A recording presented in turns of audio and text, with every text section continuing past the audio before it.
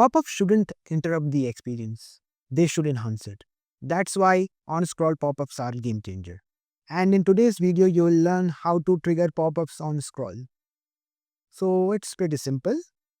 As I'm currently in the triggers window of Popper, here's the on scroll setting. I'll click on it, and here is the small pop-up window where you can see we have settings like show after scrolling how much percent. Like if I write 60%, so it will trigger after 60% of the content is scrolled. And you can also change it to pixel if you want. And if you want to close the pop-up after scrolling up, you can do it as well. So let's try it once. Show after scrolling 60%. So it's done. Now I will remove this trigger because after page load we have already learned about it in previous video. I'll update it.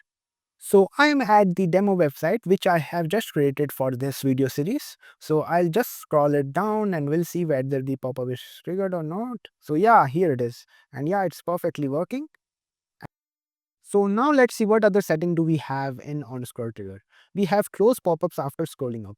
So what it will do is, once this setting is triggered, which is if 60% of the content is scrolled, then this setting will be triggered. If we scrolled up to around 80%, so what will happen is, if we will scroll up to 80%, then the pop-up will be automatically closed. So let's see whether it's working or not. I'll update it. So here is our demo website. So what I'll do is, first I will scroll down, and yeah, here is our pop-up. It's triggered perfectly.